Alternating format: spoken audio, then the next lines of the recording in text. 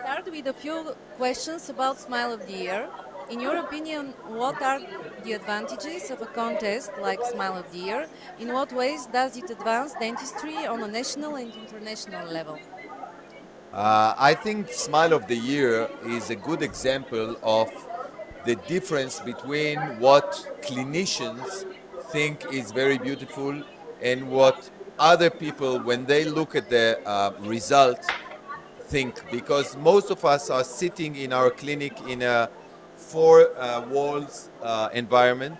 We are not exposed to what people think. And of course, our patients are happy because it's much better than they were before. But I think today we can strive for much higher standards than and for people, especially in Eastern countries where dentistry was in the past very low.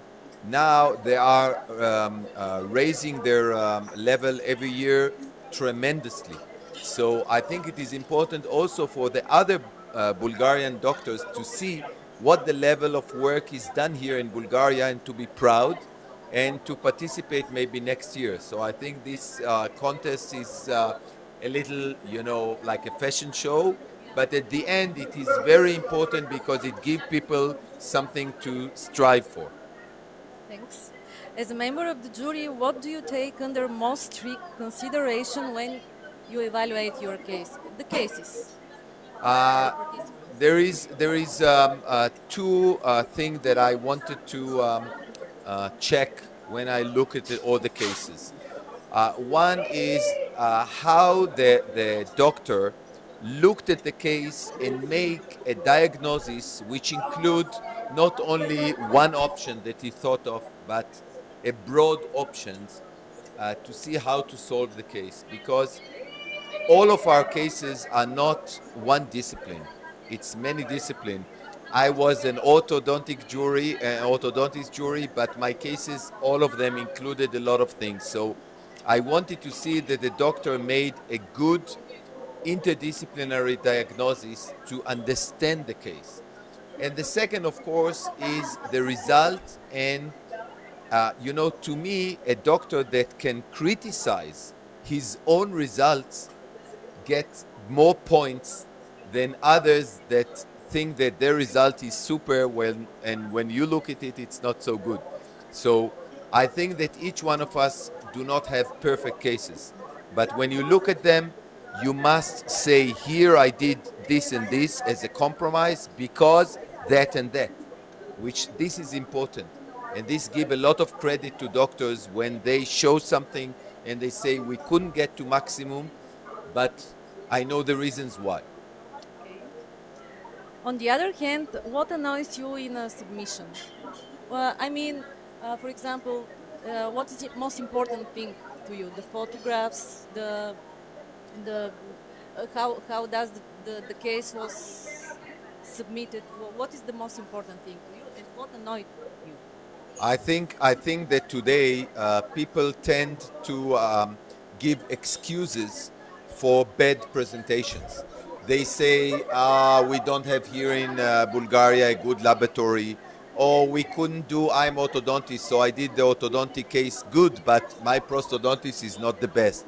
Or my camera is the best I could do, I'm sorry. And I think that when you come to a contest, you should be the best in all parameters. It goes the same when you can go for a beauty contest, and nobody will give you you know um, points for the fact that you come from Bulgaria and maybe you had a different background. Uh, if a good result is a good result all over the world, it's not only in Bulgaria. So all parameters, diagnosis, presentation of the case, analysis, and of course pictures. Do you have any advice for anyone wanting to participate in the contest? Yes, I think that if you want to participate in the contest, you must take a mentor. Because if you present a case without the knowledge of what are the standards of perfect results, you will never be able to not only to present it for the contest, but also to achieve the best results. So I think Each doctor can find a mentor, either from Bulgaria or from international, who will review his case, give him advice, how to present it, how to improve it before submitting the case. Let's talk about your own work for a minute. What are your guiding principles as a clinician? My guiding principles is first to listen. And if you listen carefully to what the patient wants, what are his dreams, what are his expectations, you already did half of the job. Most of us are not listening. And the second is to think out of the box. And out of the box means not to take the first protocol that you are used to after 34 years of experience, but think about creativity, think about new technologies, think about new excitement to take the case to a different level. And if you come with passion to work, then you're already halfway for success. What are the main trends in the orthodontics today? The main trends and challenges also. Orthodontic is probably the last discipline that joined the digital concept. I think the dentistry today is very, very well deep inside digital and CAD/CAM and scanning. And orthodontics is probably the last one to join.